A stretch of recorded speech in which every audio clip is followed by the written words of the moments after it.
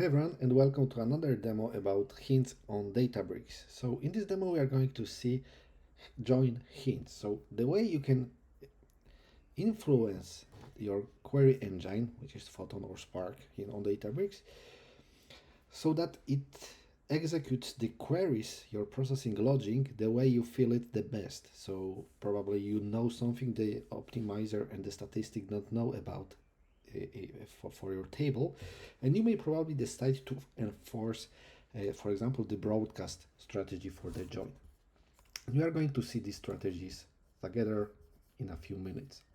So again, I'm starting the demo by cleaning up the context. And in the setup, I will use two tables to create a kind of very little dimensional model with customers table as dimension and orders as a fact table.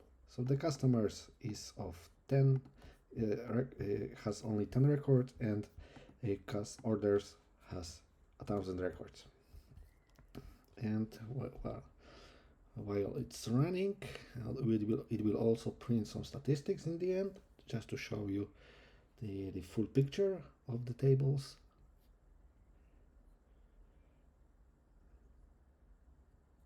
And as you can see, we have 1,000 orders and 10 customers. And what about the hint? So the first hint is for the broadcast join hint. When you ask the query engine to broadcast a side of your statement, right? So here typically we have a very small customers table, and we want to copy it to all executors because probably we are processing a large fact tables with many orders. So as you can see here, we have this broadcast hash join node in the query plan, not going to push and send all the customers to all nodes.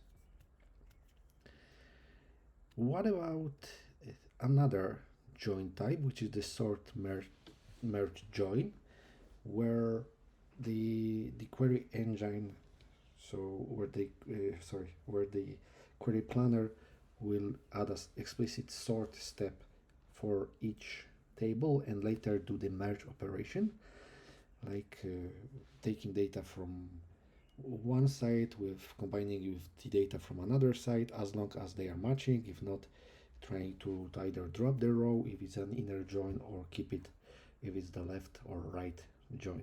Okay, so just for you, I would just as a parenthesis, I blocked a few time ago, like maybe 6 or 7 years from now, on these join types on Spark SQL. So you should not here. So you should be able to find some additional information there if you want to discover some internal details on that. It's even older than 2019, right? Nested loop join. What? Okay, yeah, that's pretty old. 2017 currently.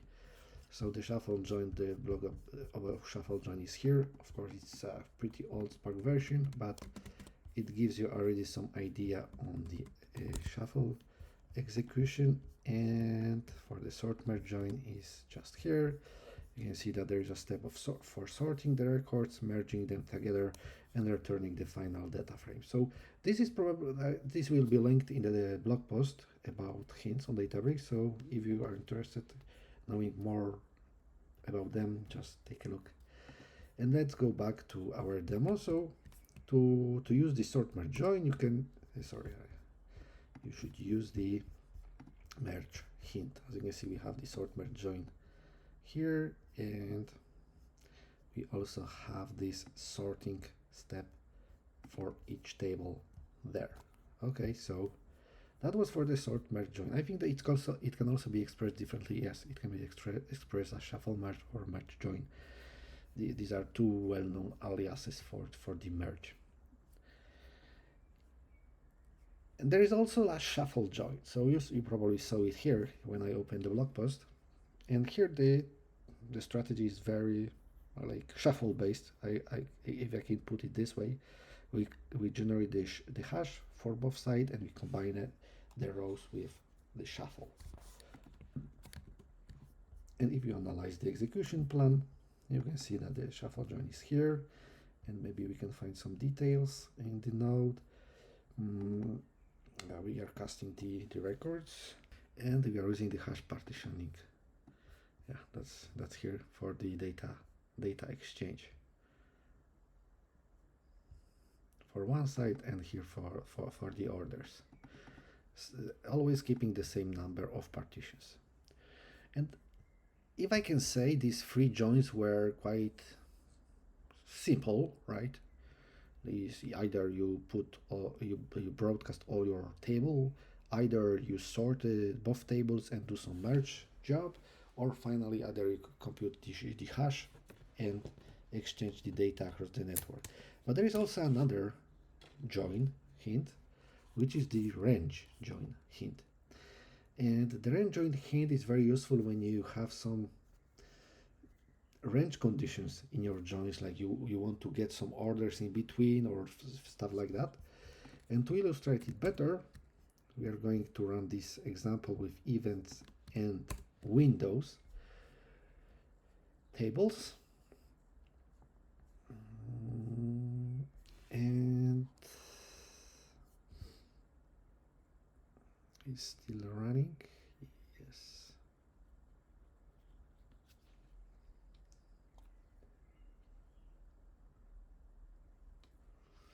Okay, you can see we have 10,000 events and 2,000 windows. And the first part, pretty useful, or something you could do, is to try to identify the bin size, because range join uses bin size to kind of round each time column involved in the join, to create from that the hashes, and under the hood perform some hash based shuffle, right? So here we can see the distribution for the data in the windows.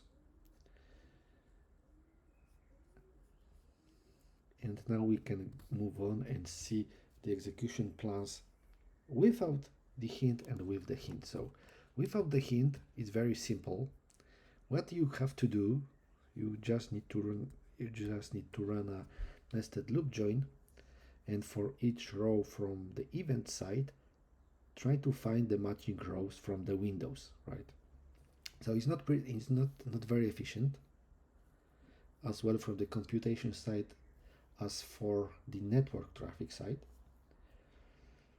And for that reason, we can use the range join hint when we define the bin size. So I would say we can put it like a rounding parameter to compute the hash.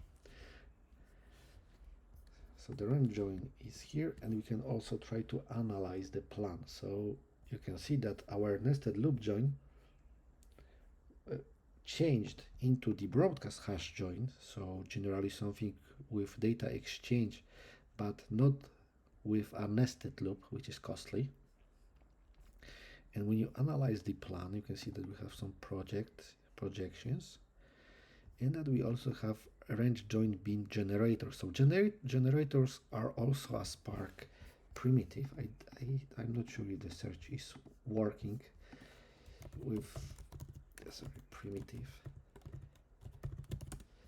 No, okay, so the search is working, but I should have been looking for a generator.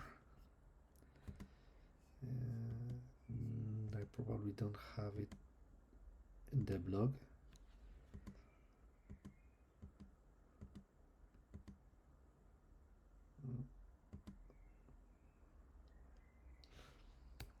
Maybe here.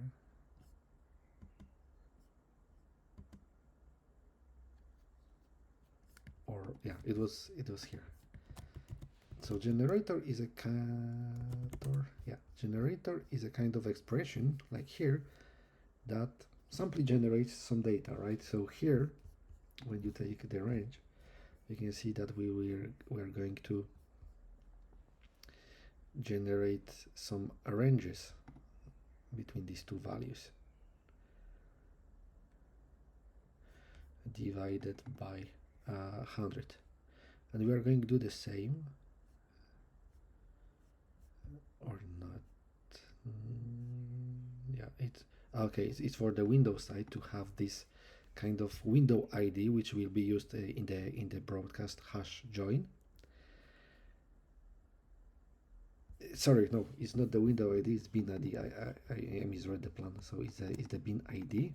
Okay, and later the bin ID will be used in the join between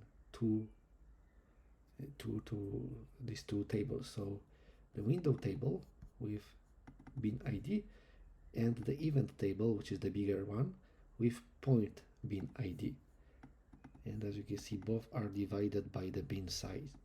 The tables used in the join are both divided by the bin size. So generally, that's how I can see that this is the broadcast also involved, and the join uses these two columns here. Okay, so we made it. I hope that I made it straight, because I misread the plan in the beginning. Sorry for that. And generally, all you have to know is that with the range join, you don't Spark or Photon won't run the nested loop join, but instead it will use hashes and for example the broadcast hash join strategy for that. Okay, so that was all for the demo about hints, and if you want to discover more on that, I invite you to the blog post, which is linked just below in the description of this video. It was Bartosz Konieczny from waitingforcode.com. Thanks for watching.